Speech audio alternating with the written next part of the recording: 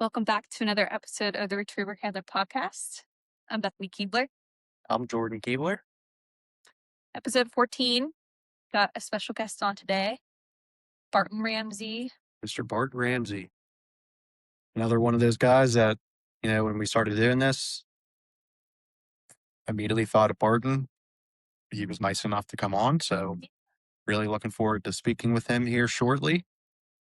He's definitely a guy that I've learned a lot from, looked up to, so it'll be cool to talk to him to see what's going on in his world.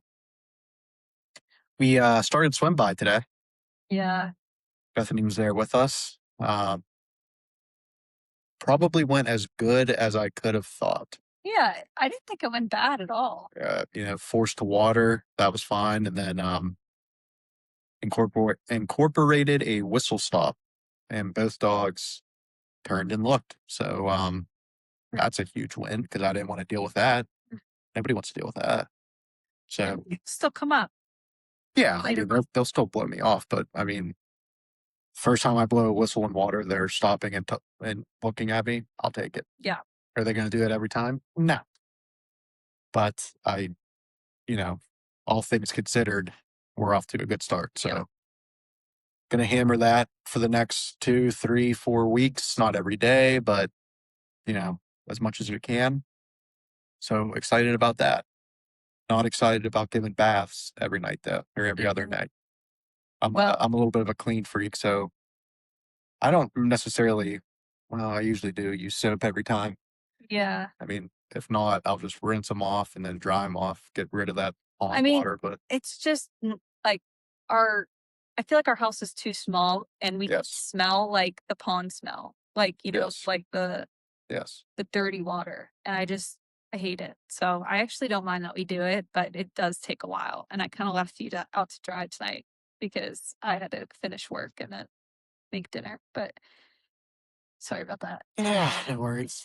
I'm used to it. I actually really don't mind it. Yeah. It's satisfying to me see all that dog hair come off them. Like, well, better out there than in the house. So you didn't sleep well last night. No, I didn't. 2 hours. I couldn't sleep last night. And we also had Pilot in the middle of us. So yeah, Pilot ended up eating his dog bed. Okay, so to give him benefit of the doubt, though, I don't think that he did this on purpose, like deliberately tore up his dog bed. I think when he's like a scratcher when he like tries to get comfortable, like he'll scratch at his like anything that he's like sitting on just to like turn around and get comfortable, And I think maybe he ripped it and then he's like, oh, what is this little hole? And then he got curious. And I don't think he deliberately ate it. Yeah, no, I don't. You're probably right. But one thing led to another. And I know. Before you know it, he's now pooping out a bunch of stuffing. So yeah. And then, so he slept with us last night. So we're getting a new dog bed for him. I thought you were going to say we're getting a new dog. Dog bed. I think I got too much sun. I went golfing yesterday, and I think I got too much sun because, I also have been cold, extremely cold, all day. like all day. So something I'm not gonna say sun poisoning, but something. I feel a lot better now. You sure? Yeah. I mean, I think actually, I don't know, but I feel a lot better now. But I think that boiled into last night. And yeah. So running on a couple hours, and now we're doing this at 9:00.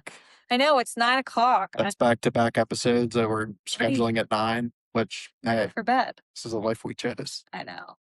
Honestly, we don't have to edit it tonight, so we can just crawl right into bed. And it's a Monday, so we'll just crawl right into bed and watch Running Point, which we have been loving. We finished it. Oh no, we didn't. No, we didn't. Well, I didn't. No, you were like, you're falling asleep. Okay. Turn it off. Okay. Yeah, you're right. I have to restart that whole episode. Yeah, great. Because I was falling asleep during it. And I have no idea what happened. But I know that, what's his name? I can't ruin it. I'm sorry for anybody listening. Running Point is really good, though, on Netflix. It's like kind of mindless, to be honest. Very. But yeah, anything else you want to discuss? I don't think so. Alpha Dog Nutrition complete nutritional supplements for every dog.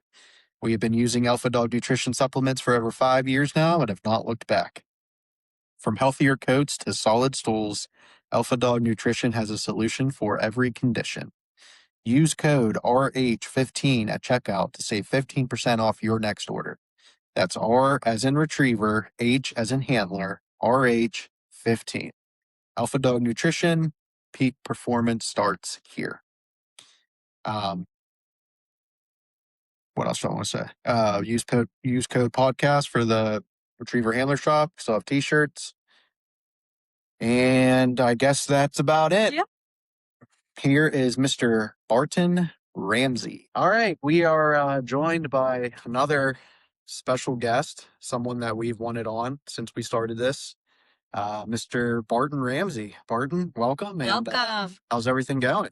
It's good. It's good. I'm excited to do this. I've done a lot of podcasts, but it's been a while. And I told Bethany, a few minutes ago, I was like, I'm stoked to do this. I saw you guys had my buddy Bob on. And I stinking love that guy. So I was like, hey, this will be fun. I'm following up Bob. That's a hard act to follow, but it'll be really fun.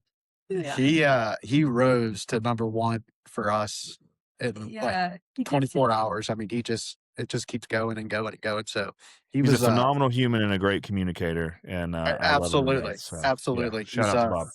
Yeah, he can talk very, very well. But we have you on now, so this is about you with Bob. But yeah, so how we like to start every podcast is kind of rapid fire questions, get to know you a little bit better, just a way to break the ice, just to have a little bit of fun for this next couple minutes, and then we'll get into the actual episode. But go ahead, Bethany. Okay. My Bethany. We get it now. Any mentions of Bethany is going to be, we're going to say that's just going to be mine or yours. You. Yeah. Okay. Favorite movie of all time? Gladiator. Favorite TV show of all time? That's a close tie, but I'd say Peaky Blinders. Right behind it, Game of Thrones. Nice. If you could eat dinner with any famous person, dead or alive, who would it be? Ooh. Dead, Apostle Paul. Alive, Joe Rogan. Nice. Biggest pet peeve? Ooh, inconsistency. What would you be doing if you weren't training dogs professionally? That makes me think of that Luke Combs song. Still be doing this if I wasn't doing this. I don't know. Yeah. I know based on my personality, I'd have to be working for me. So probably some type of business startup or something. Yeah, I don't know. I'd have a tough time. Before this, I did ministry and I love that. So maybe still that, but that or owning some type of business. I don't know. One word your buddies would use to describe you. Huge. I'm a big human. So yeah, I mean, I think they would all, that's the first word to come to their mind probably. I'm just a big dude. How tall are you? 6'5", 6'5.5". Okay. Wow. And like 240. Like I'm a big guy. Coffee or energy drink? Energy drink, specifically Bang Peach Mango. Ooh. Right. Yeah. Biggest what? Fear. Oh, for sure failure. That's a second in a row. Yes. My second biggest fear is spiders. Okay. Which makes me feel like a failure. So nothing like asking your wife to go kill a it happened yesterday. I was putting my shoe on. There was a spider on my shoe and I thought I was going to lose my life. She killed it and laughed at me. So yeah. Sure, you had to take a minute to yourself after that. All right. Two more. Spend money or save money? Spend it. Can't take it with you. Best restaurant in Tupelo? Oh, man. This is an area of expertise. Forklift. Okay. There is a list. I could do a whole podcast on restaurants in Tupelo. Like for real. It's that's a good. We have good food. Yeah, sweet.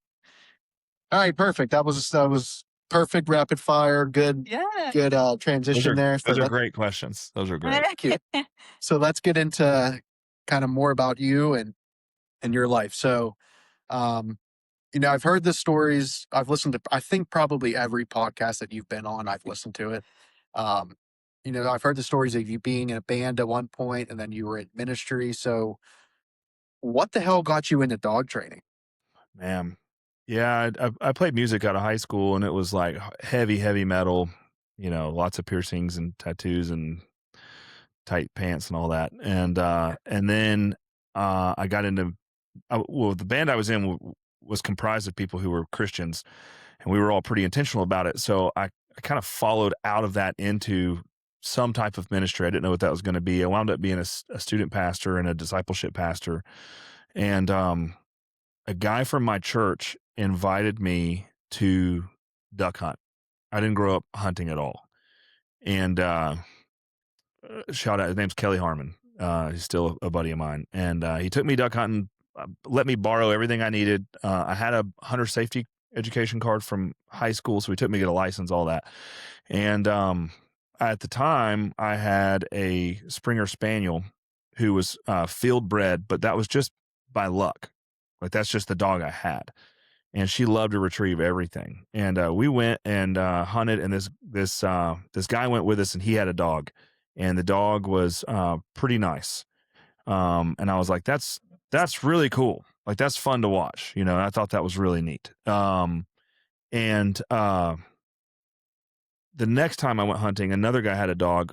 Oddly enough, a dog that had been trained by some people who are now one of my biggest competitors. And that dog, probably the owner's fault looking back, that dog was not so nice. And I was like, I think my Springer could do this. And I took some ducks home and threw them for her, and like, it was like a whole different level of energy came out. And she was a very, very driven dog. And so the next time we went hunting, it was funny. We went to a catfish pond that was owned by some friends who had, unbeknownst to me, requested that we come over and eliminate the hooded mergansers. I think the statute of limitations is out on this. I didn't know anything about what a limit was. We were making mountains of hooded mergansers, like, but they were eating this guy's minnows. So they were messing his fish pond up, and he raised catfish on a farm. And anyway, my Springer Spaniel had probably 50 retrieves, and no, we did not have 25 people there. And I was like, this is lights out fun. Like, as much fun. I just stopped shooting. I'm just like running the dog. I have no idea what I was doing. Never introduced her to gunfire.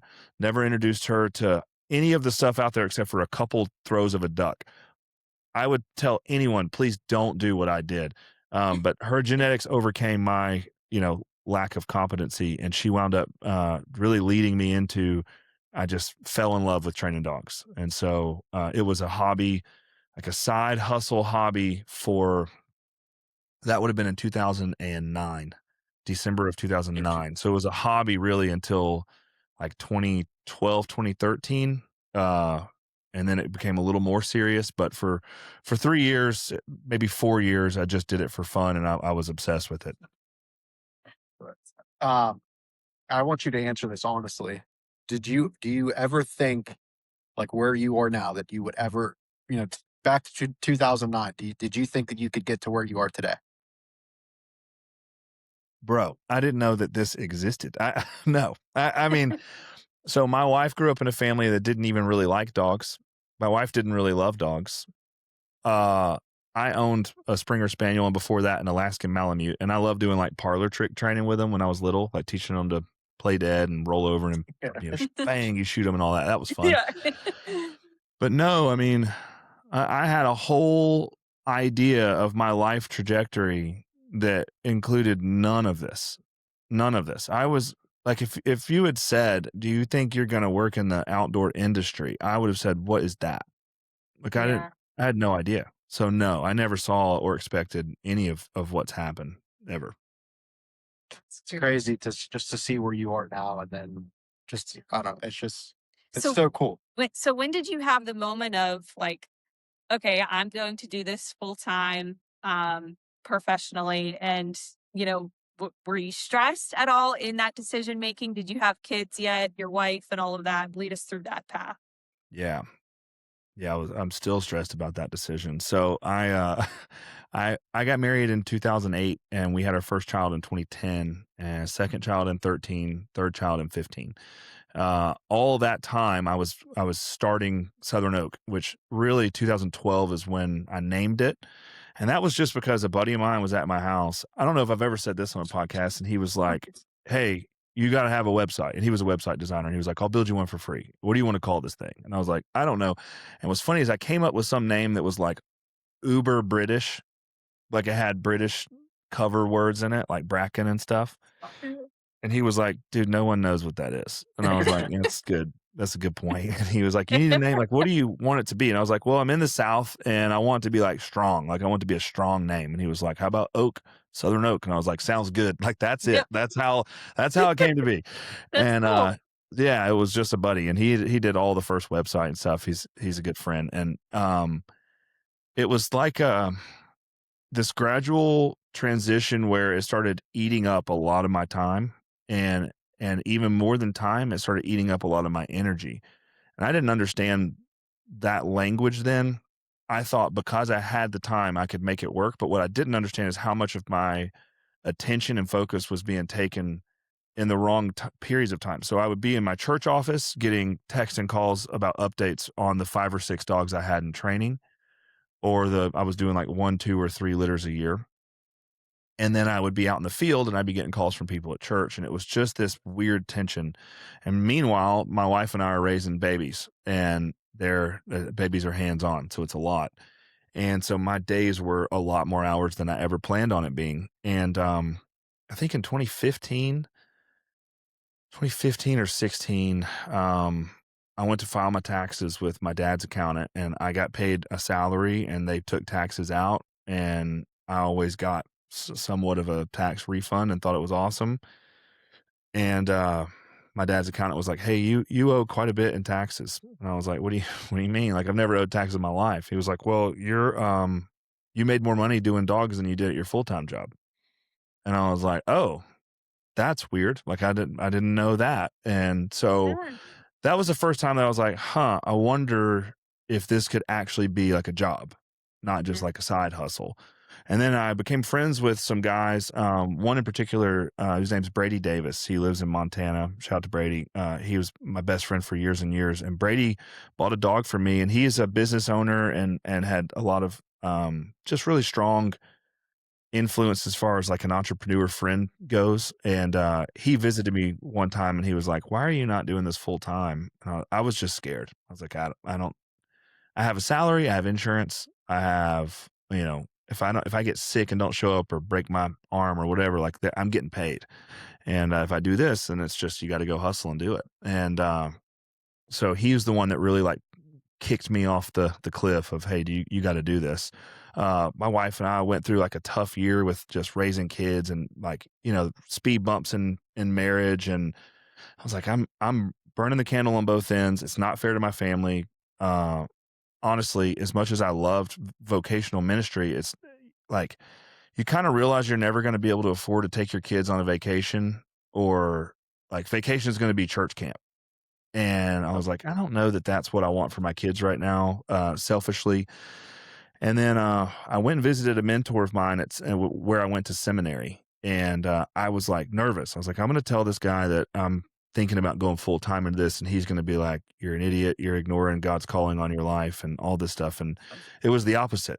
He was like, you for sure should do this. Like, I think this is great." And then he said something that I never forgotten. He was like, "I think you can have a larger impact for God's kingdom as a business owner than you could ever imagine just working in a church somewhere." Wow. And I was like, "Dang, I didn't think about that." And so I don't forget that and think about just what our impact is on people's lives and how that is more than just dogs. And so anyway, that was in 2017. In 2017, January 1st of 2017, I was full time. Went through some stuff with my church anyway. They were going through some transition. It made more sense for them if I just bowed out.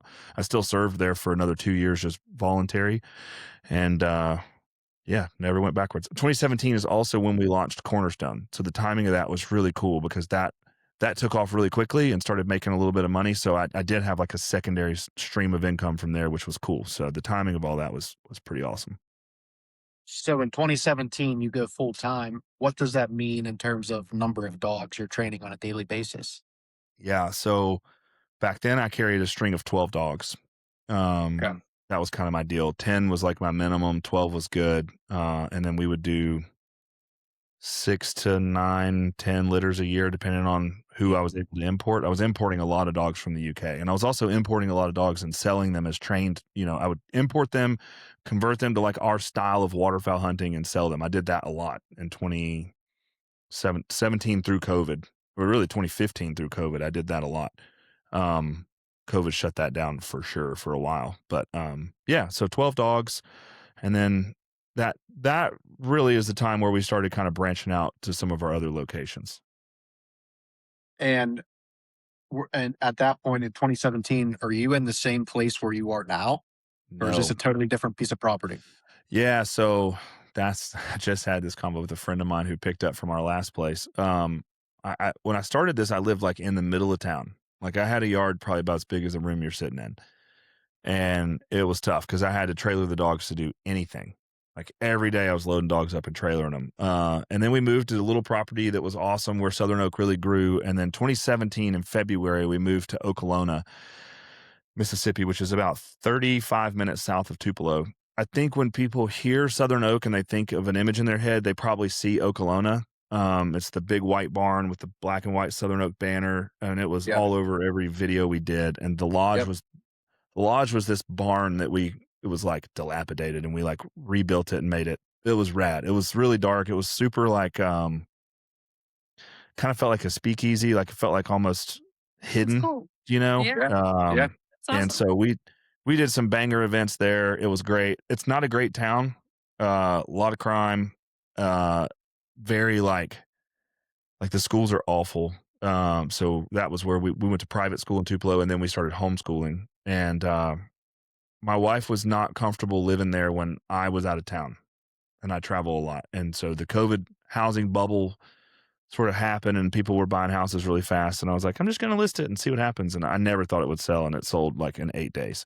And Wow. so we found this property. It was a new house on 20 acres that was, when I say woods, like my 20 acres looked like Jurassic Park.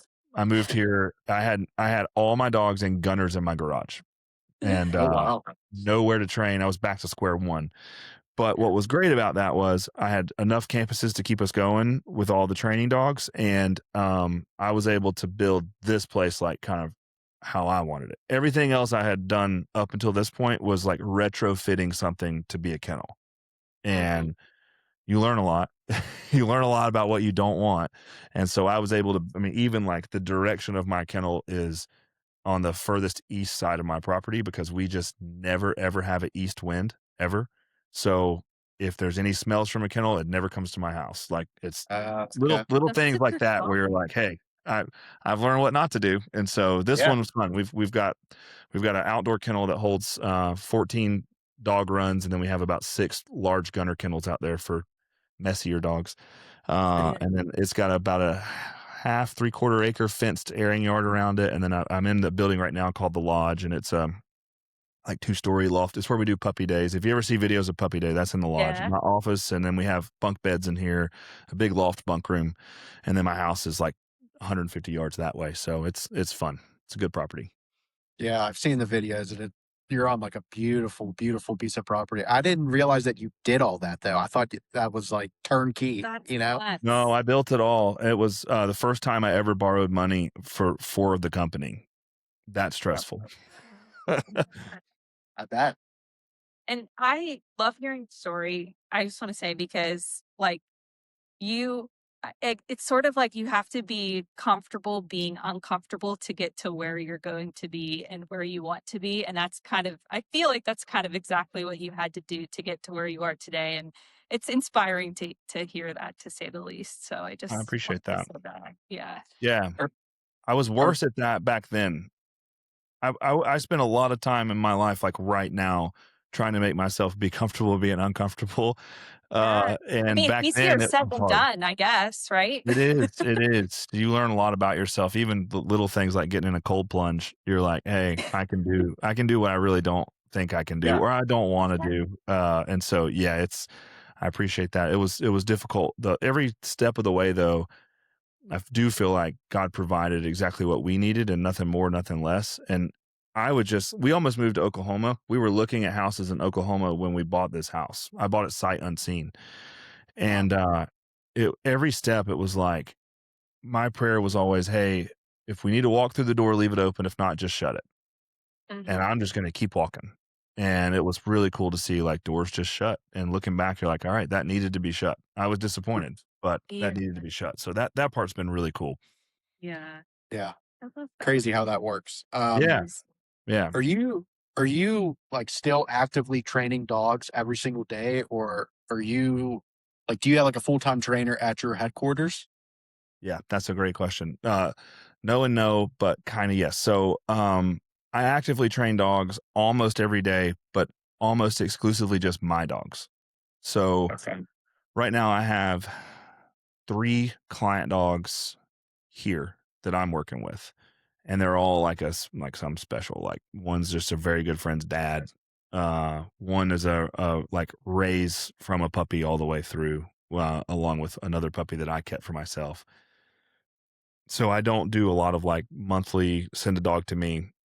And a couple of the guys that I either looked up to or just kind of knew when I got into this, who owned similar kennels to me, or just did similar operation with a different breed of dog. Like my mentor had Springers.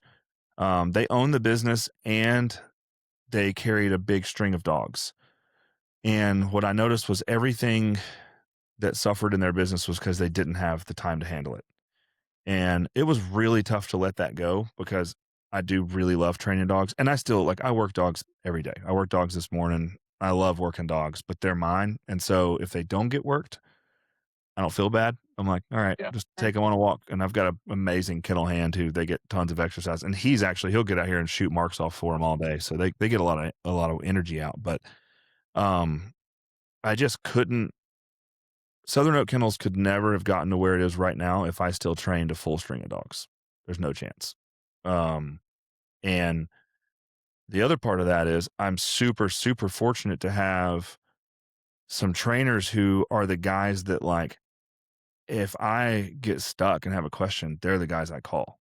And so I don't feel like my guys are, for a long time, I'm sure you understand this. There were people that were like, well, I don't want so and so to train it. I'm like, I want you to train it. It's a Southern Oak dog. And it took forever to like get that gone. Like, hey, Yeah. your dog is going to be better off with Wally than it is with me. And so that took a while, but my guys are incredible. And so no, most of the client dogs are with Wally at Great Lakes, Stone at Lone Star, or Parrish at East, and then uh, Miles keeps like a handful of dogs. Noah Parsons in Kansas keeps 8 to 10, sometimes 12 dogs. And then Alex Britton, it just depends on the season for him. He has a super busy job, so it kind of goes back and forth. So my guys keep most of the client dogs. So, not to go back again, but you're 2017, you're getting your feet wet with this, starting Southern Oak and all that. When did it dawn on you that, hey, maybe I can take this to the next level and start getting other branches around the country with the Southern Oak name? Because correct me if I'm wrong, but I don't think there's another kennel that actually does that. Is there? Wild Rose has locations, but they do it very differently than us. And I don't know if there's anyone else. I don't know. Yeah. So yeah, that I didn't um I didn't like set out to do that. But this is a strange business to scale. Yeah. And one of the things that I was very uncomfortable with early on was, personally, and this is just a personal preference, I didn't want to have a lot of dogs in one location. When I visited places that had 100 to 150 dogs, even though they had the right people in charge and they had the right systems in place, it made me uncomfortable. And so more power to them for doing it that way, but it wasn't, I wasn't going to do it that way. And I did spend a lot of time in the UK. I went every year, and I would go, and these kennels would have anywhere from 4 to 14 dogs, like max. And I was like, this is cool. Like, I like this. But then again, it's hard to make a full-time living with just that many dogs, right? You need more to make a living. So I'm not knocking guys that have a lot of dogs. And some of my best friends have tons of dogs in their kennel and they do it really well. It just wasn't for me. Mhm. And I had a local guy. I actually saw him Saturday night for the first time in years. But he and I became really good friends, and he was a former like white coat field trial trainer, and he had gotten into British dogs. He bought two from me, and he started training. And long story short, he whelped a litter in his house for me just because he and his wife wanted to, and he started training dogs. And I was like, hey, why don't you just work for me, but from your house? And that was the first kind of outpost. And, I was like, "This model's pretty cool because he worked in insurance. He made great money, and, his ex-wife is actually the lady who does all of my litters. So she's the Southern Oak, like, puppy queen here at Aw. headquarters, and her name is Lynn Reed, and she is incredible. She's the best. But that's another story for not a podcast. But Brad, was my first guy, and then I became friends with Don and Wally, and again, I think people I get a lot of messages like, "Hey, I see that you have outposts. What would it take to become one of those?" Or like, How do I get in?" And I totally get that question. It's like a very legitimate question, especially if it feels like a franchise. It's like, how do I buy into the franchise, right? Well, all of our outposts were formed like really organically. No one bought the ability to use the name Southern Oak, other than with their time and just being the guys that they are. And so I was incredibly hesitant to bring on any of them. Like it was a long drawn out decision until it's just made way too much sense, if that makes sense. Um, so like Don and Wally, they run SOK Great Lakes, which used to be called SOK North. Um, like I'll give you the quick rundown. Those guys bought three really nice puppies from me. They had a business called Beyond Basic Retrievers. They were training. They wanted to make a full switch from American Labs to British Labs. And so they bought some imported puppies from me. And you fast forward about 2 years, they got them health tested. The oldest one was ready to be bred, but they didn't have a stud dog that they could really use at that point. So they came and used my stud dog. His name was Max, and they had a litter of 8 puppies. And meantime, I'm talking to these guys on a weekly basis. They're sending me training updates. I'm sending them people for training dogs. I'm like, hey, if you're up in Michigan, like go to these guys. Don't send your dog. I'm sending them like Southern Oak dogs to train. Like, don't come to Mississippi. Send your dogs to these guys. They're great. We're hunting together. We're traveling, meeting up. They're coming down to headquarters to just hang out, bring the dogs. So we became good friends. They have a litter of 8 puppies. People are calling me, hey, I want a black female puppy from Southern Oak. And I'm like, hey, I'm like 8 months out, but I know these guys in Michigan. They're closer to you. They got a litter. I imported the female. The stud is a Southern Oak dog. You should buy one of their puppies. And every one of them was like, oh, we'll just wait on a Southern Oak dog. Mhm. I was like, I appreciate that, but like, you should know I would buy this puppy. Like I'm putting my stamp on it, like it's a great litter. And they were like, well, we get that, but like, when are you going to have one? I was like, okay. Also, their puppies are $1,000 cheaper. And they, Yeah. well, we're still just going to wait. And I was like, all right, listen, I'm doing the math. I'm like, all right, look, you guys are selling your puppies for $1,500. Let me give you 2,000 for them and I'll sell them. And I called them and I said, hey, how do you guys feel like running one of our operations in Michigan? And they were like, we thought you'd never ask. And I was like, all right, let's do it. And like, we've never looked back. And that's just one example. Noah Parsons, I met in England. He was training dogs in England. He's the only American to make up a field trial champion in England. And I say that with great respect to my friend Patty, she's an expat. She dropped her American citizenship for tax reasons. She has now made up a field trial champion, but she didn't count because she'll never listen to this. But if she does, I love you, Patty. But you don't count as American. You're just a Texan now. Yeah. And so, like, all my guys were all like super organic. Just it made so much sense to do it, Mhm. and it's not really for sale. And other than one guy who just went through a rough patch in life and needed to get out of dogs completely, we haven't lost anyone from day one. Everyone who's stepped in is still a part of it. And I think that's because the focus is I'm not trying to like get rich off of a person who lives somewhere across the country. Like Yeah. I'm trying to say, hey, how can Southern Oak come alongside and make sure this experience is better for you and you make more money than you would without our name, and we give you as much help as possible with all the crap that dog trainers don't want to do. Like Mm. they don't want to answer calls in the middle of a Tuesday about puppies. They don't want to do that. They want to train dogs. They don't want to even Yeah. book people. So I handle all of that. And I don't think I could do that well if I also had a whole string of dogs. Back to the other question. So that's Yeah. kind of where we are.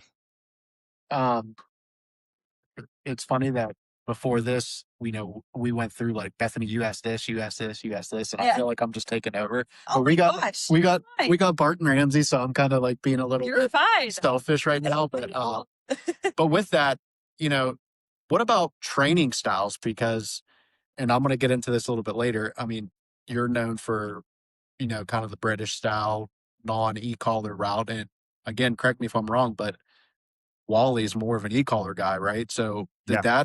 did that play into like, hey, maybe you actually won't fit into the Southern Oak family due to what you training style is? Yeah. No, our training styles are actually super, super similar.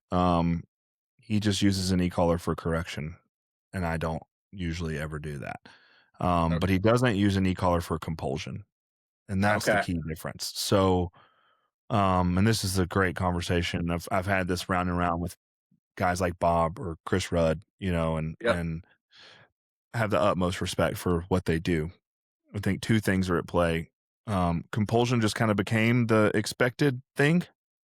Like I think of compulsion training like I think of Ritalin or Adderall. I'm like, if you just give it to every kid and it becomes like, oh yeah, you got ADHD, that's what we do. We give them this, then that becomes just the standard, and if you take your kid to the doctor with ADHD, they're going to try to prescribe you something. And I'm like, I think there's like a more fun, more practical way that the dog enjoys more. And up to a certain level, you can get great results. And like, yeah, I have a child with ADHD, and like, yeah, she probably is not going to test as well as a kid who's on medication, but I think she's like going to overall be of better benefit for it. And that's kind of how I think of compulsion training. I don't think it's a bad thing.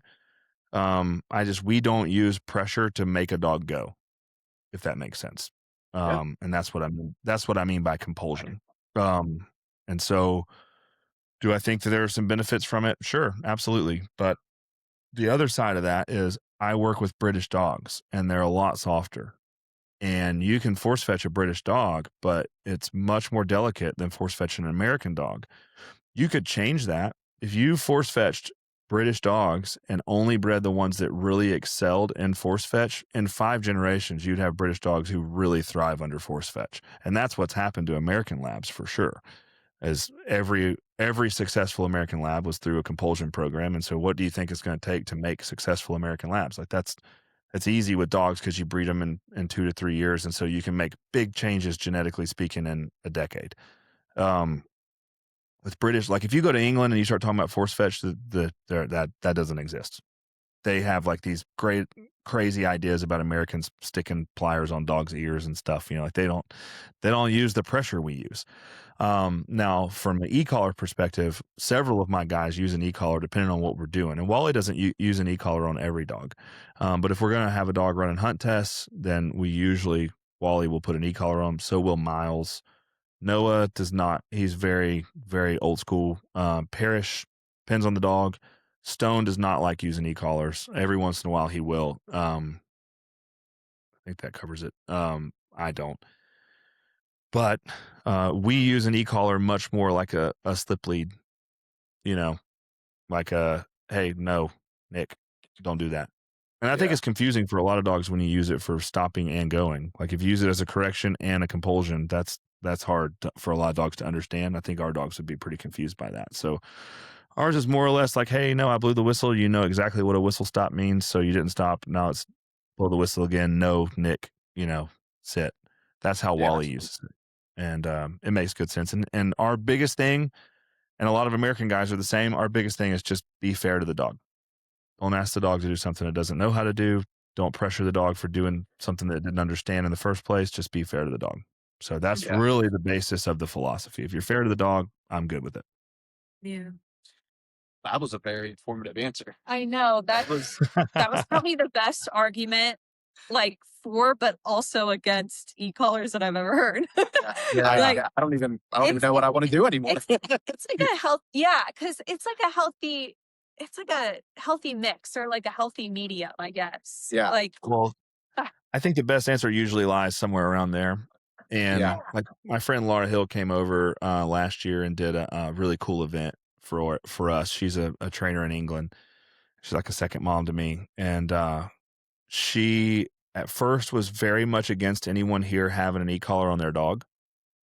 And by the end of it, 3 of the handlers that paid to handle their dogs with her at the seminar had their e-collars on, and she had no problem with it once she kind of saw how we were using it, how those guys were using it. And like anything, it's a tool. It can be abused. Yeah. I'm just like a little bit of an old school purist. I like wooden shotguns. I like going that route, and I'm not afraid to tell you it takes longer. Like I'm happy to say, yeah, my way takes longer, and I just enjoy it.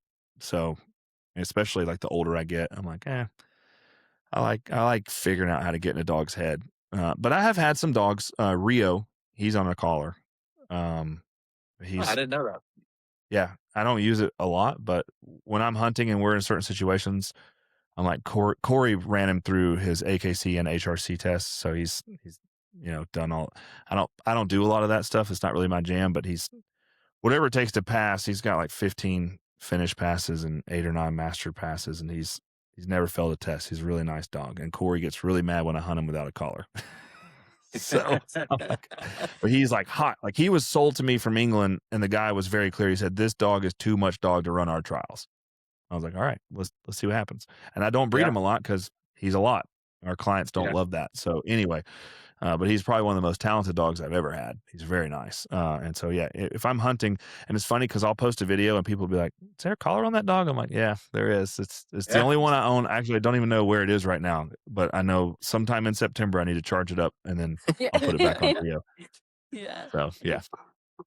Do you have a question? No, I was just gonna say, I guess the slow and steady is the key then, because like you figure like in the hunt test world, everybody's like, oh, we gotta hurry up and title them and started. We gotta hurry up and title them in season. We gotta hurry up and title them and finish. We gotta, do this and that. But I don't know. It's more so of like, what's the rush? If I don't know. Now I'm back and forth on it too. So it's a hard discussion, I guess. Yeah. Well, playing devil's advocate against my own method. I'm paying you $1,200 a month. I want to see some progress, right? And in America, you want to see some fast progress. Yeah. So it's hard. God, it's hard to communicate to people like, hey, your expectations aren't aligning with reality, or do I just change my methods to make the reality fit the expectations at the detriment of the dog? Yeah. And I think the most problems I've seen in dogs have been from rushing. Like, honestly, by far the most. Yeah. Too much pressure because you're rushing. And your expectation coming from the owner, you're putting that on the dog, and that's unfair to the dog. And so, but I also see like in American dogs, like 6-month-old American dogs can do stuff that our dogs would never do at 6 months, ever. Like our dogs are babies at 6 months. And they're like, here's my 6-month-old running a triple 80 yards to the water. And I'm like, dang it, dude. And I don't know why I did the country accent. There's plenty of not redneck American trainers. But, it's it's one of those things where like, all right, if you go to England or Scotland or Ireland or Wales or wherever, like a lot of their dogs are really, at 8 or 9 months old, they're starting to do some more formal stuff. At a year old, they're starting to have some real expectations, right? And so they let them really mature. And I hear it all the time. People will have like, I've got a stud dog named Moose, who's a very accomplished dog, and he's got a lot of field trial winning and field trial champion puppies in the UK, and he's made some great pups here and a lot of HRCH puppies here. And all the trainers that have had his pup say the same thing. Like, man, at 8 months old, I was ready to give this thing away. And at 14 months old, I was like, dang, we got a dog. And I was like, yeah, like they mature much Oh, yeah. slower. And so you got to know that. Parrish, my guy in South Carolina, he doesn't even like to take client dogs until they're at least 8 months old, prefers 10 months old. Whereas most of the trainers I know like to get them at 5 or 6 months old. Yep. Yeah. So he wants them later to have that maturity. He's like, I can do so much more in 5 months at that time period than I can with the 6-month-old with the lineages that I breed. So Yeah. yeah. Why are you not involved in the hunt test game? Like, why does that not interest you? That's a great question. My first few experiences with hunt tests were like super negative. My dog's actually passed. I just luck of the like where I was. I wasn't around like great community. Um, and that's probably something that I'm most passionate about is like building community around a central like passion, or that was kind of my job when I worked in the church world, was like community development, discipling a group.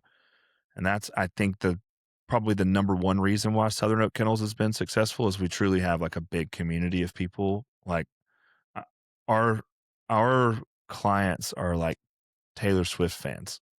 Like you do not talk trash about stuff. Like they will. I don't like if somebody leaves a bad review on us. Our people are like hornets. Like, Yeah. like.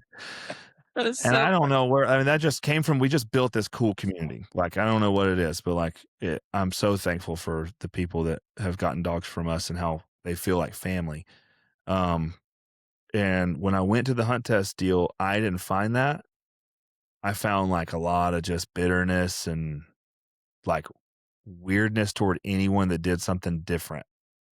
And I've never talked about this on a podcast either, but like I'm a guy who's kind of always been a little different. I've always done. I mean, I graduated high school. I had purple hair. You know, I had a mohawk in the 9th grade. Had to go home and shave it because my school wouldn't I let me love have it. that. I've never been a conformist, and Yeah. so I felt like like the first hunt test I run, a guy was like, "You did a good job, but you need to get a different whistle." And I was like, "I don't." My dog stopped. Like I ran a teasing I test. I was like, "She know. stopped, didn't Yeah. she?" Like, "Why do I need a different whistle? I don't care about your whistle. It's really Yeah. hurting my ears. Every time you blow your whistle, I got to hold my ear because it hurts." So, like, I just didn't love the environment. Um, I have a lot of respect for several aspects of hunt tests, and I truly mean that. The most respect I have is for the one that's going on right now. That's the Grand. Um, Shout out to my friend Clark Kennington. He's there running a bunch of dogs. It's Oh, a yeah. bloodbath, but he's one of my all-time favorite humans on the planet. And I hope he does really well. And I think we've got a couple dogs running. We've had a few Southern Oak Grand Hunt Retriever champions. Blake Allen was the first one with his little pup, and like trained by Blake. Like Blake had never done that, which was cool. Yeah. Also, Yeah. one of the best humans on earth. Like there's no one kinder than Blake Allen. You should have him on if you're looking for guests. He's an Yeah. amateur guy that's like he's so fun to talk to. Oh, no. Um, but uh, the the hunt test world for me, I think when you achieve, let's just call it the mid to high level titles. So HRCH, finished dog, or master hunter. And we'll just leave it with those two because I'm not super familiar with a lot of the other ones. I'm familiar with SRS, but that's a whole different game. Um, I think you can have an HRCH dog who's an incredible dog. I know of a bunch of them. I have two sitting out the kennel. And I've seen some HRCH dogs that I would not want to own at all. And my opinion is, yeah, it evaluates some cool stuff, and I think it's great. Like, I'm not against it. I have a stud dog named Bro that I imported in December, I freaking love him. He's one of my favorite dogs I've ever had, and he's currently with my friend Skyla in Oklahoma because I told her, I was like, she saw him, and she was like, he needs to run in the HRC and get his titles. And I was like, you're right, that's probably true, but like, I don't have the time. And she was like, I'd love to do it. So he's just living with her, running HRC, and I'm paying for it because I do place value in it. But I already know a lot about that dog, and I don't think it evaluates enough. I think it falls short, both AKC and HRC. It evaluates trainability, marking skills, ability to hunt and cover, handle a bird, kind of, although a lot of those dogs chomp birds. Oh yeah. You know, they can't be scared of gunfire. That's great. That's important. But it definitely doesn't evaluate steadiness at all. Steadiness is a lifestyle. Like there is no steadiness in a hunt test. And I don't mean sitting still for 3 seconds on an honor bucket. I mean like truly being a steady minded dog. And in my opinion, the trials in the UK, even though they're so much different from how we hunt, they evaluate all the things that are important to me. So if a dog wins a novice stake in the UK, I would like that dog. Like it's not a question. So to me, other than maybe water, they don't do as much on water. So let's say that a dog that wins a trial in the UK, even a novice stake, and novice is not the handler in the UK, it's the dog. So you have to win a novice stake to be able to run an open stake at the dog. So you'll have pros and amateurs alike. And if they win a novice stake and they have a really good water attitude, that's a dog that I will love. And if they have an HRCH master hunter, that might be a dog I would love. That might be a dog that I would really just want to give away. Yeah. So it checks some of the boxes, not all, like hunt test checks some of the boxes, not all of the boxes. Mhm. That's basically where you stand. Yeah. Everything you said there's right. And I feel like a lot of people get like I've experienced this tunnel vision before where it's like, oh, like we have to get through season this year or we have to get through finish this year. And it's like the tunnel vision of like if I get through this, then I am proving something. I don't know if it's to myself or to who or to or wherever, but I feel like maybe a lot of people get that, and that's where this comes into play. I don't know, Mhm. but Yeah, it's the youngest Grand Hunt Retriever champion. It's the I want. Yeah. You'll see it advertised. HRCH by 2 years old. yeah, I don't think all that's bad. I don't think some dogs are rushed. Some dogs are just ready for it. Some dogs they're gung ho. They're ready to rock. But yeah, like I know a couple of really nice stud dogs in the UK that earned their field trial champion title at 6. And they're like phenomenal dogs. You know what I mean? Yeah. Like there was just no hurry. And I do think there's this weird pressure in hunt test to get the title by a certain age. And that's although some guys have posted recently, Darren Green posted it on Facebook, like the average age for titles. Yeah. I And saw that was super eye opening because I think it was much older than everyone expected. Yep. And I was like, this is 100%. great. This is great. Yeah. Quit being in a hurry. Yeah. I mean, we know this with kids. Like, Yeah. my kids don't go, like, my daughter's in public school now, and she's my oldest. She's very, very academically driven. And she'll come home and she's like, this class is just teaching for the test. Yeah. Like, you're not learning how to live as an adult. I want to train a dog to be a lifestyle dog, like steady, like, yeah, I just don't. Like that bro dog that I love that dog. The first hunt I ever took him on, we were in Kansas and we found a banger field, huge feed, 25-mile-an-hour sustained wind. And we got on a tree line with the wind at our back and set up for an afternoon hunt. And I was like, I'm not going to be able to mark from the blind. Like the dogs are not going to see because the cover. So I'm going to move 25, 30 yards down the tree line and just sit here with my buddy Kyle, who's our camera guy, and 2 of my dogs. Well, I went there, set up shop, put some sticks in front of us. We were far enough away. We were good. I told my dogs to sit and I went back to get something out of my blind bag. And of course, an hour and a half early, the first group of 200 mallards just bombs us. And I'm like, oh boy, like I've had this dog 5 days. Like he's brand new. I'm like looking down the tree line and both my dogs are sitting there watching these ducks come in. Everybody's calling. They shot 8 or 9 ducks.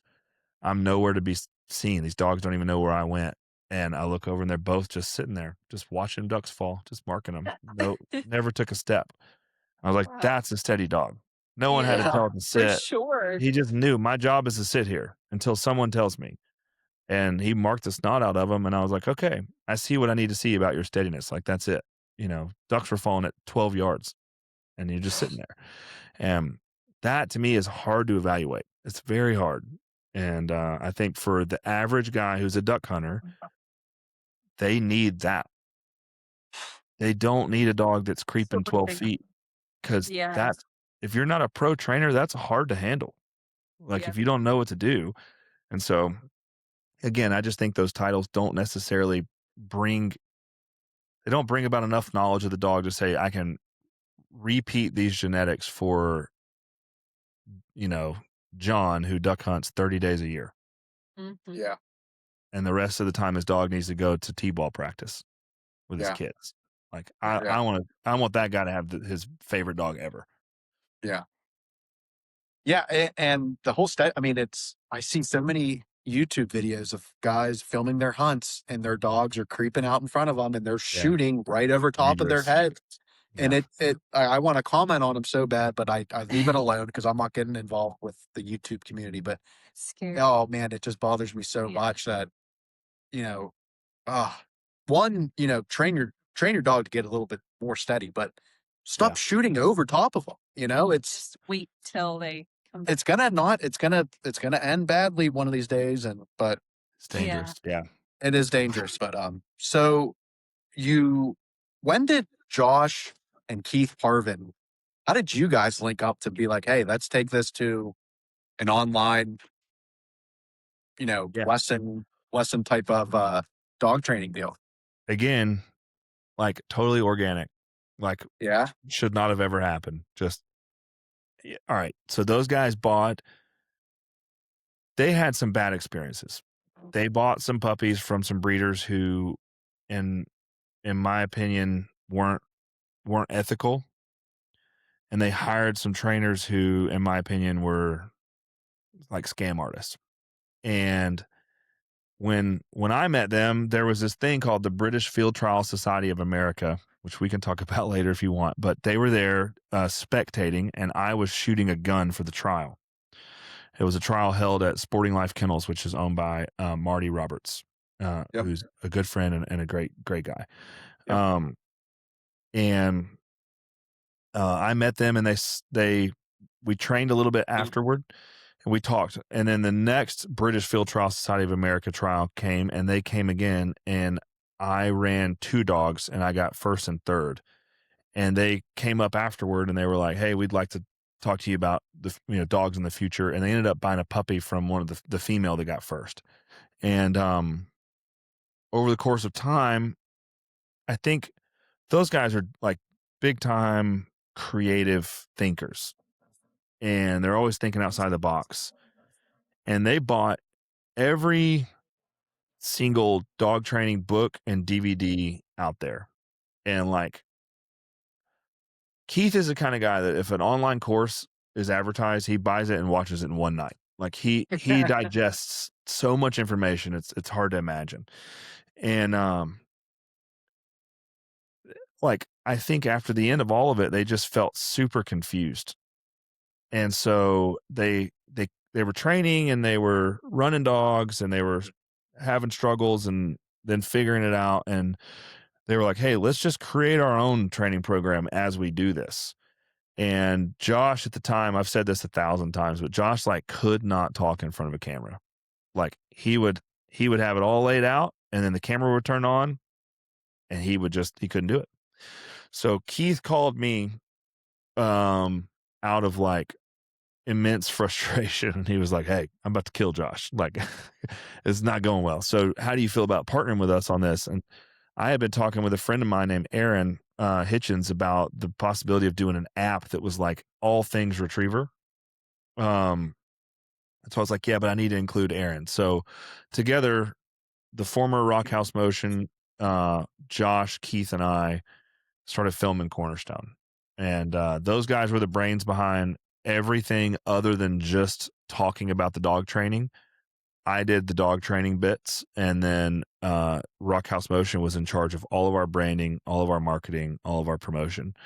We started filming it in 2015, all of 2016, soft launch fall of 16, and then launched it in 17. So really it was just clients who became friends who called me and were like, "Hey, I'd love for you to be a part of this." And it just worked out. So it was super fun. It seemed, just by talking to you for it's been like 50 minutes, you seem to have been in the right place at the right time for a lot of your. God has opened up Yeah. doors for you. Yeah. It's a credit to the Lord. So yeah, that was a weird. Cornerstone was a strange one. Like I never would have planned on that. And like it's funny to look back because Cornerstone, like in 2020, Cornerstone was very well established, and we had, like, in my opinion, the most comprehensive training program out there. Like we had over 400 videos, and it was so simple. And Cornerstone is not built for a guy who's like, I've trained 4 dogs and now I want to go get a master hunter title of my dog. It's built for a guy that's like, I have no idea what I'm doing. Yeah. Like, I don't know a single command. Yep. And it's, in my opinion, the best possible platform for that guy. And lots of guys have like grown out of it. Like, they train 3 or 4 dogs and then they're like, all right, well, now I'm going to go on to the next hardest thing. That's fine. Like, we love that. Like, but a lot of guys have gone from, I don't know how to get this dog to heel at all, to I've got a dog that I can hunt with every day and I love it. And that is like super fulfilling. And so, yeah, it was definitely right place, right time with those guys, and lots of credit to them. And Josh has come so far. He's incredible now. He does his own podcast. He does tons of videos. He's great in front of a camera, and all around just a good human. And he really runs Cornerstone. Like, he's the main guy running everything. Yeah. I'm just the guy who sometimes gets out in front of a camera and talks about stuff like I know I'm talking about, and off we go. That's it. So yeah, it's a huge blessing. Yeah, I mean, just the amount of time that you all have spent with Cornerstone is insane to us. There's no other training program as in depth and as organized, and in both of our opinions, because we used it for our first dog, and it was great. And I was that guy, right? I had no clue what commands were or anything. You didn't even own a dog growing up. No, never had a dog. And then I just happened to run across Cornerstone. And I'm like, well, this looks awesome.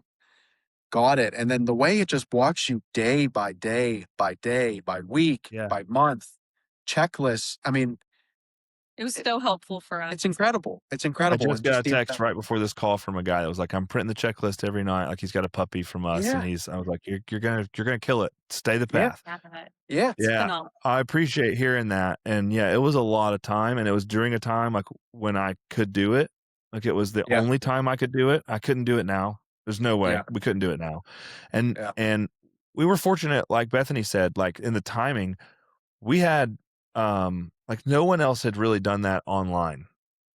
Right. There were DVDs, there was a lot of YouTube videos, but like no one had created a comprehensive online platform where you could access it on your phone.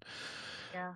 So that was fun to kind of be the first ones to do that. And then I do think we made it great. I think the content is all you need. Like, I think everything's in there. The other part about Cornerstone was we were like really, really rolling when COVID hit. Like, when the pandemic started, and how many people were like, hey, we're working from home, let's get a dog. That's exactly what we did. Yeah. That was I'm telling you. So yeah, the proof is here. Or just people were, I laugh at this one. I think a lot of people were like, I think a lot of dudes had a dog that they loved and that their wife probably often complained about. And COVID happened, and then they started staying at home all day, and they were like, yeah, this dog's an asshole. Like, I think that was a real thing. And everyone's like, how do I train my dog? And we owned the Google space then. Like, when COVID happened, if you searched about gun dog training, we freaking owned it. We had no competitors, like none. Yes. So it was awesome to be the people that were like, yeah, we're already right here. Just sign up. And boom. And what's cool about that from my perspective, believing like God is sovereign over all things in our lives, I could not have afforded to move and buy this property and develop it without Cornerstone having like a banger 3 years. Like a banger 3 years. Well, then the economy just took a big downturn, and it's been good now. It's been steady, but it has not been what it was then. Like, it was nuts then. And so now I'm like, all right, we're fine. We're good. But like, from like a taxable income, like proving to the bank I can't actually pay you back for my house. Like, the Lord was like, all right, this is the window. You got to do it now. And it was cool. It was really cool. And man, I get when someone buys a dog from Southern Oak Kennels and trains it using Cornerstone, and sends me a video of their dog picking up a mallard at 90 yards through a marsh. I'm like, this is the coolest thing ever. Like Yeah. because I know how that feels. When you send your dog on a retrieve and you did it all, I'm like, God, that's Yeah, tough to beat. It's tough to beat. Yeah, for sure. Talk about God's timing. That's So I see on Instagram all the time that you hunt and hang out with some pretty awesome people. Thomas Rhett being one of them. We're big Thomas Rhett fans. And I think I saw you hanging out with Chase Rice before as well. And I'm Mhm. like the biggest Chase Rice fan ever. Uh, did you ever, think that you'd make relationships with those people like 5-10 years ago? And I guess most importantly, do you have room for one more? So yeah, I got tons of room, dude. we're fangirling over Uh, here. no, I mean, yeah, I know. I never expected that. I have some high profile clients that you didn't list that are it's kind of private, that are like really big deal, which is super fun. Um, That's I cool. did not, I didn't listen to radio country. So when I became friends with Thomas Rhett, I could not have told you one Thomas Rhett song. Oh, No, wow. Okay. None. that's kind of Uh, cool, to be I've now honest. been to probably 150 Thomas Rhett concerts with him, and I was just texting him a while ago about dog kennels to get quickly at the beach to keep his German Shepherd from breaking loose. Um, he, I will say this, he's one of my best friends and easily one of the most humble, amazing humans on earth.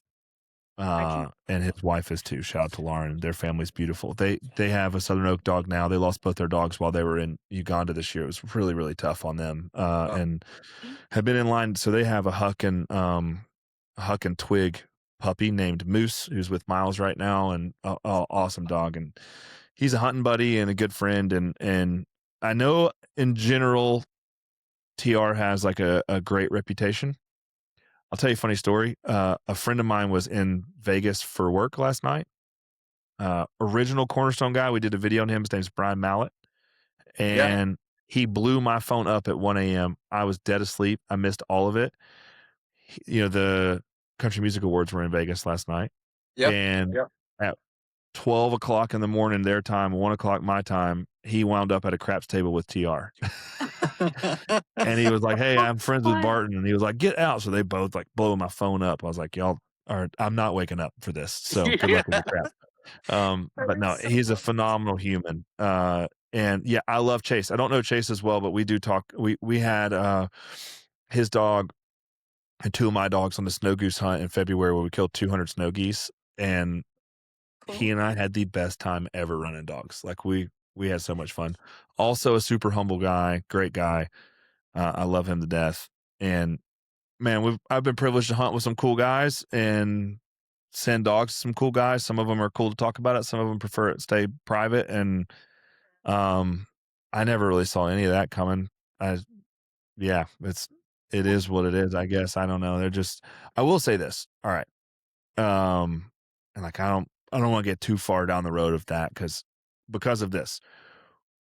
Like when we watched the Country Music Awards last night, and TR sang with Jordan Davis, and Jordan and his manager both have Southern Oak dogs, and we hunt with them a lot. And like when you're at duck camp with Thomas Rhett and Jordan Davis, or fill in the blank, honestly, even Morgan, like they're normal dudes.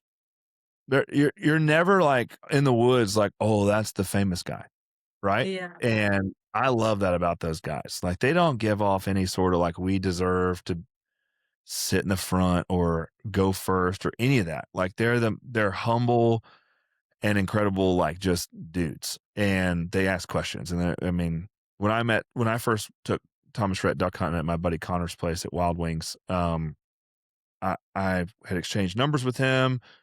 I didn't I didn't know his music very well, so I wasn't like a fan. Like I was like, "Hey, he's a super nice guy." I gave him my number and I was like, "I'll never hear from that dude again. Like he's going to go do life."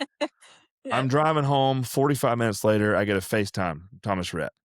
I'm driving home from Arkansas and I was like, "What?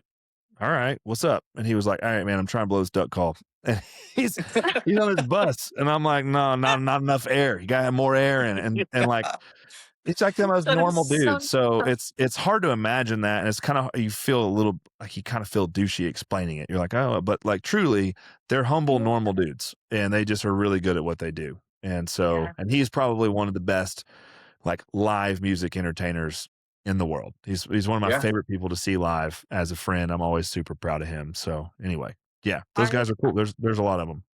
I love following Thomas Rhett's family on Instagram. Like they just seem so like exactly how you're describing them. I don't even know them like personally, and just from how they present themselves on social media and just to the world is I just love them. Well, let me I say, I was at his house right before Brave was born, and we cooked some really spicy breakfast tacos to try to get Lauren to go into labor. Oh, And like, uh, whether it's a big show somewhere with a lot of people around, or sitting in their living room when they're like desperately trying to like get this kid to be born, like I don't know that I know anyone more genuine. So, like the stuff you see, the stuff you hear on podcasts, he just did a really good podcast with our friend Miles. It's really good. There's a lot of clips out there. Miles Adcock's his name. Like the stuff you hear from them, that like I will vouch for that. It's legit. There's no fluff, and I appreciate that, and I try my best to emulate that in my life. Like his life is short. We don't have much. I mentioned my one of my biggest pet peeves is inconsistency. Like be who you say you are. You know, yeah. if Yeah. what you say in public, be in private, have some integrity. You're not always going to be perfect. You're going to fail, and own it and keep going. So anyway, yeah, they're very genuine people and very humble and kind people. Their dog, 2 years ago, 3 years ago, they do a big Christmas party. I was at the Christmas party. My wife had the flu, so I went straight from Wild Wings to there, and I had a couple of client puppies with me. And Mhm. Thomas Rhett was like, "Hey, let's prank Lauren and give her a puppy for Christmas." And I was like, "No, like that's the worst idea." And he was like, "Oh no, she'll like be really mad. Like she doesn't want a puppy, and she's gonna be pissed off." And I was like, "Okay, man, but like I'm about to Pontius Pilate this thing. Like my hands are clean. This is your deal. All right, I don't want to. You need to do Just it." silent.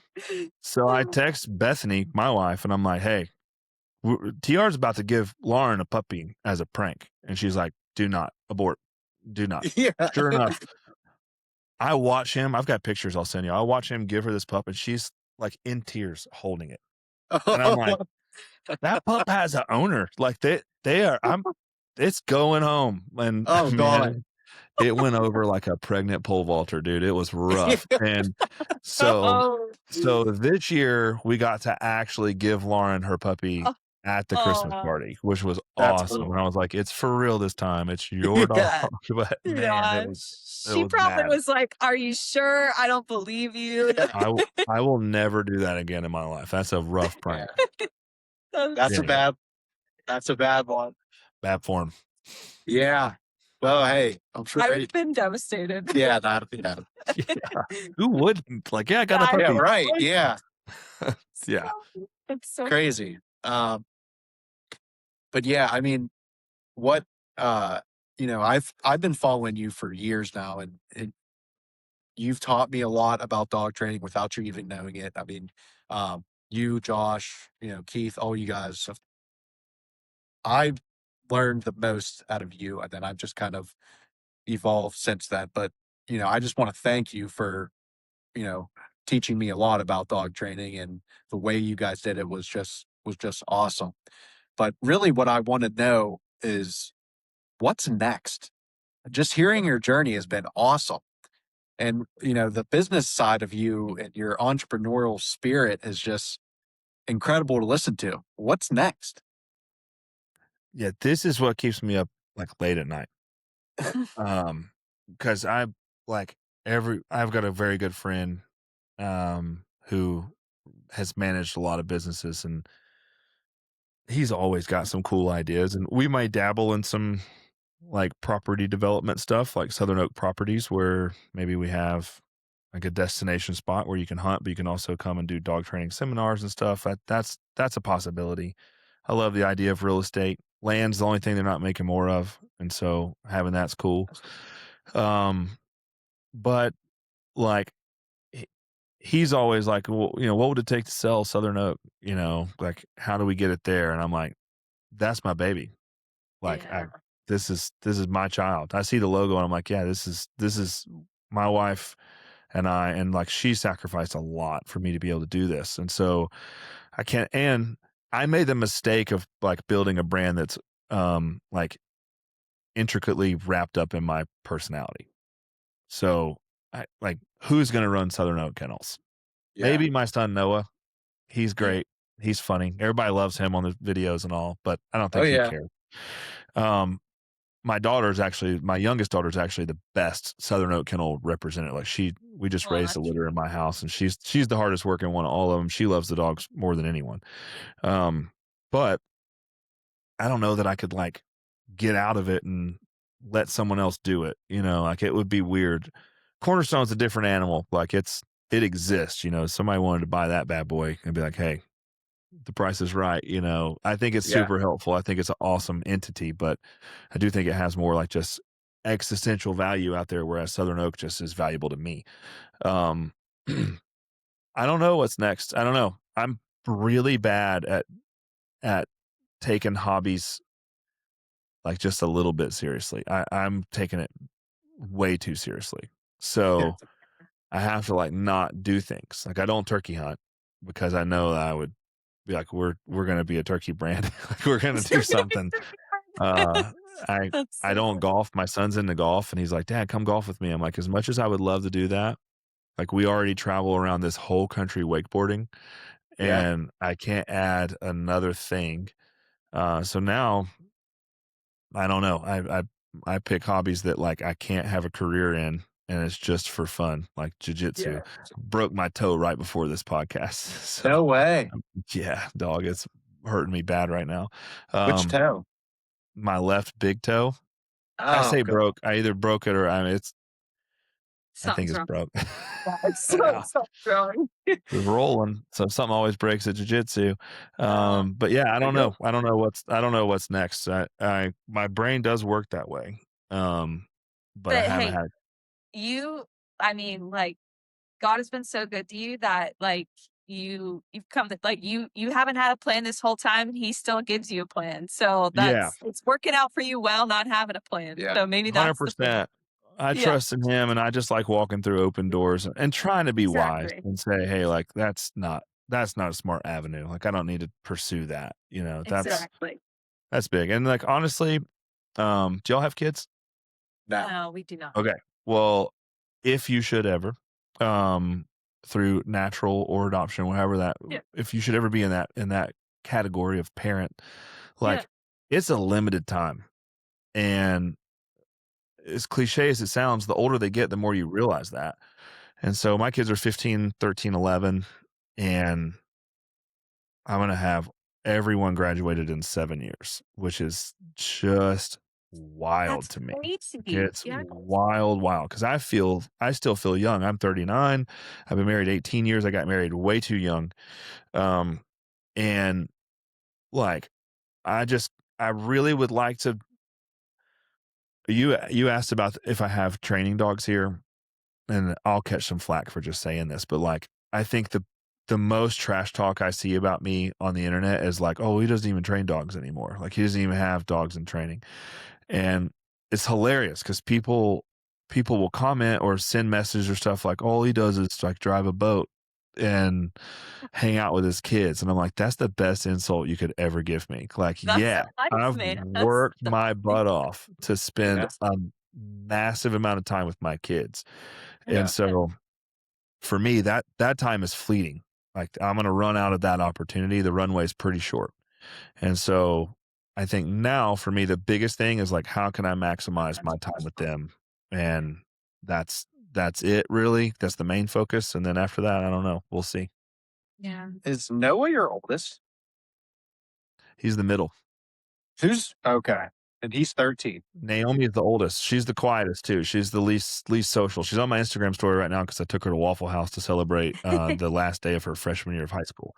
Oh. Nice. But yeah, she's amazing. She's my brainchild. She's very introverted like her mom. She reads like 100 books a year and looks like my wife, which is awesome. She's beautiful and is super, super like wicked smart. So I'm really banking on whatever she does is going to pay for my retirement because it's hard to retire from dogs. Yeah, she's going to be successful. Noah's the like super outgoing, cool kid, you know, wakeboarder and does jujitsu too. He's rad, hates school. You want to hear a funny quote? I'm driving my kids to church yesterday, and I don't know if y'all watch any of these YouTubers. Like kids nowadays, they have like a lingo. And he's watching Mr. Beast. That's a YouTuber. Okay. We've heard of him. And we're driving down the road, going to church. And he goes, dude, kids in Africa must hate Mr. Beast. And I didn't say anything. I was like, I'm just going to let this thought develop. And he goes, he's all like, oh, we built 100 schools in Africa. Now all those kids got to go to school. And I was like, bro. And my daughter's in the front. She's like, and get an education. And I'm like, yeah, dude. He doesn't care. That's where his brain is. He is like, that describes how his head works. He's like, I want to do anything but go to school. That's a good point. It's a good point. I mean, yeah. Oh, that's funny. Literally. I'm like, you got to do your math. He's like, Dad, I have an iPhone. It's got a calculator. Like, yeah, they told us we'd never have one, but here we are. That's exactly right. Yeah. The fear that was instilled in me into not having a calculator growing up was real. It was so real. For what? Like, I can't think of a single time in my life where I've been like, the Pythagorean theorem would really help me right now. Like, it's not. I know. The temperature of lava would really be good to know. Anyway, my kids use Chat GPT too much now. It's like they know more than me. Just ask Chat. Oh my God. Weird world. Insane. I believe that. That's. Are you a black belt? Yeah. No. That's a journey. I am not. I've got a little ways to go. I've been a blue belt for 3.5, 4 years. All my friends say I'm a purple belt, but until Cody Floyd gives me a purple belt, I'm not a purple belt. I'm a blue belt. I think I would love to have a black belt before I turn 50. That's my goal. I'm 39. You got time. It's a journey, dude. Jiu-jitsu is a journey. It's incredible. There's a lot of life lessons learned. And like you mentioned, Bethany, earlier about like doing things when you're not comfortable. Like when you got somebody that's holding you down, sweating in your eyeball and making you feel like you're about to die. And you're like, I can't just tap. I got to get out of this. It's great. It's great for your soul. Oh, man. I took 3 jiu-jitsu classes. The first one was at a place kind of close to my house. Intro class. Guy got into an arm bar and he snapped his arm. And I was like, all right, I'm never coming back here. The next 2 I went to the next 2 I went to a different location. Did not realize the amount of just cardio that it takes, right? And I had to excuse myself both times, went outside and just threw up all over the place because that's how intense it was. It's an insane workout. My friend just got his master's in accounting, and he took 2 years off of jiu-jitsu, and he's a very good purple belt. And he came back for the first time tonight, and we rolled for about 5, and he was in the grass puking. I was like, welcome back, bro. Yeah, it's insane. There's nothing you can do. There's not an extra. I used to be a swimmer, assault bike, the row machine, sprinting. There's nothing you can do cardiovascular wise that will prepare you for what happens when you roll in jiu-jitsu. I'm 100% convinced of that. And so you just have to do it. You have to do it a lot. You have to be comfortable with being uncomfortable. It's a great hobby. But it takes, I tell everyone, it has a really, really high barrier to entry, which so does hunting. Like not a lot of guys are going to show up 1 or 2 or 3 or 4 times and stick with it because there's a lot in the way. Like, are you comfortable rolling around with sweaty dudes? Like, is it? And like, I could do a whole podcast on my thoughts on that and just what it means for your life and being prepared. And, like if something does get physical, most people are just not prepared, and knowing a little bit of jiu-jitsu will make you prepared. However, to bring it back to this podcast, it is similar to hunting, and like that's a huge passion of mine is how do we lower the barrier to entry for duck hunting and dog training? And that is a key element of Cornerstone.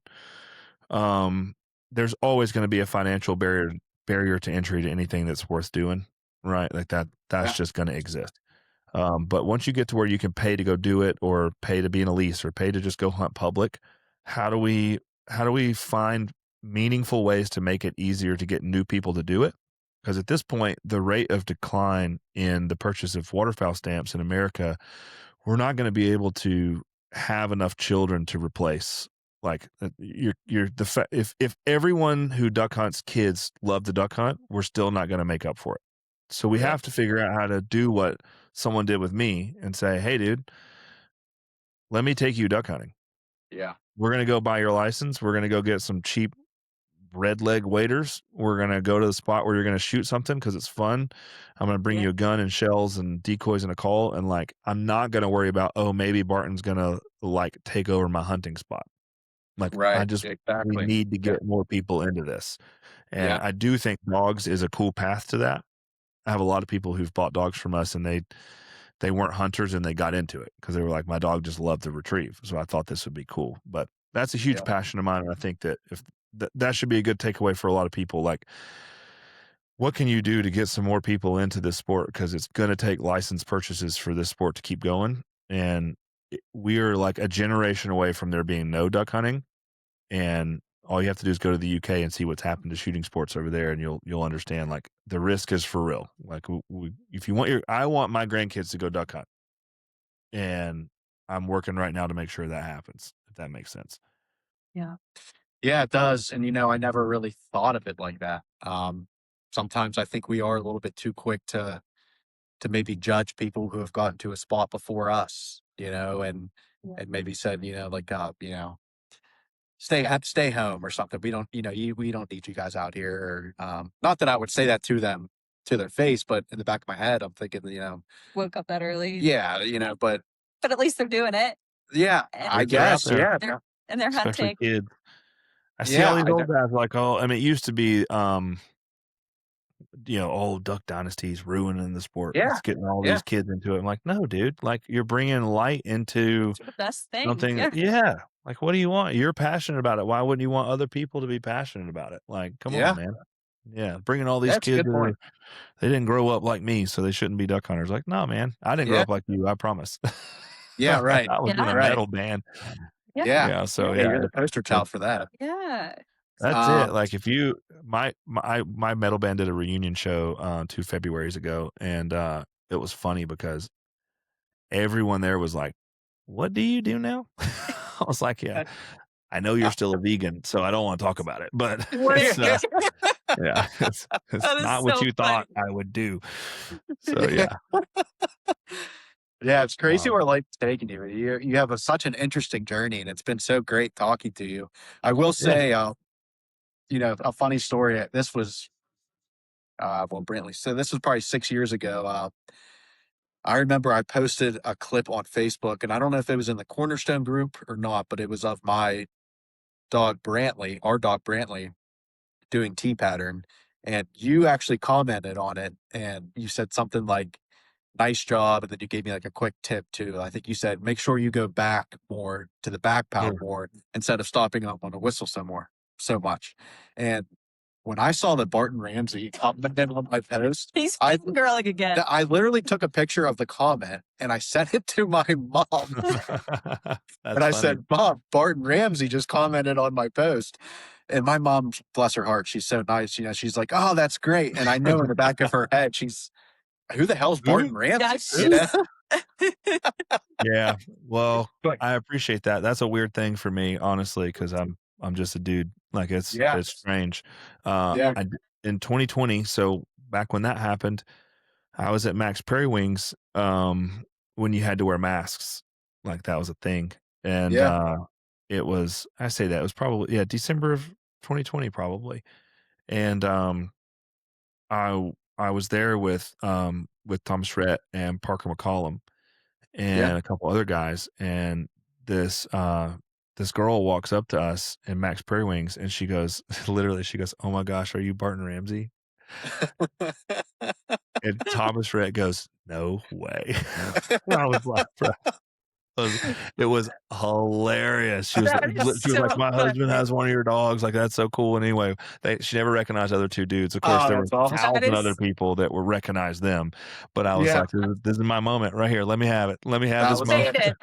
That's when you know you made it. That's awesome. It was pretty funny. Pretty Yeah. funny. Never forget that. Yeah. That's awesome. That's Yeah, great. like, I'm very recognizable, dude. Come on. Yeah. Awesome. No. Well, hey, Barton, honestly, thank you so much for coming on here. Like I said before, when we started this podcast, you were at the top of our list. And when I sent you a message on Instagram, you were like, "Yeah, let's do it." And I was just like, "Wow, We appreciate it a lot. it's Yeah. great." Yeah, absolutely. I love doing these. It's super fun, and it's really cool. It's usually just one host, so you guys doing it together is like really fun. It's awesome. Yeah. So kudos to Yeah. y'all. That's not easy to do. It's hard not to talk over people. So you guys are great at it. So I'm Thanks. sure it's Thank going to be you. awesome. I can't wait to listen to your future episodes. And if you ever want to have me back or any of our guys, let me know. Yeah. Awesome. Thank you so much, Barton. Barton. Appreciate it. Thank you guys. Go have a good one.